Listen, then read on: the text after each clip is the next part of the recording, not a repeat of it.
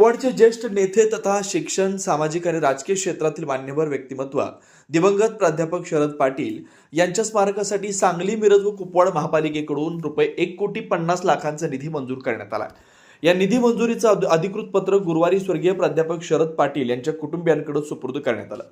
या महत्त्वपूर्ण कामासाठी उपमहापौर गजानन मगदुम यांनी विशेष पाठपुरावा करून महापालिकेकडून निधी मंजूर करून घेतला. मंजुरी पत्र आणि प्रस्तावित स्मारकाचा आराखडा आमदार इंद्रिसभाई नायकवडी, राष्ट्रवादी काँग्रेसचे जिल्हाध्यक्ष पद्माकर जगदाळे, महापालिका आयुक्त संजिता महापात्रा, माजी नगरसेवक सुरेश बाप्पा आवटी, सभागृह नेते संदीप आवटी आणि विरोधी पक्षनेते मंगेश चव्हाण यांच्या प्रमुख उपस्थितीत कुटुंबियांकडे सुपूर्द करण्यात आला.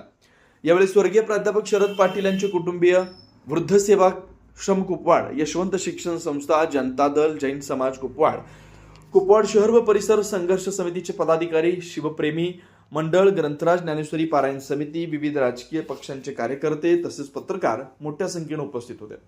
महापालिकेच्या या निर्णयामुळे कुपवाड शहराला स्वर्गीय प्राध्यापक शरद पाटील यांच्या कार्याची कायमस्वरूपी आठवण करून देणारं भव्य स्मृती उद्यान व स्मारक साकारण्याचा मार्ग मोकळा झालाय.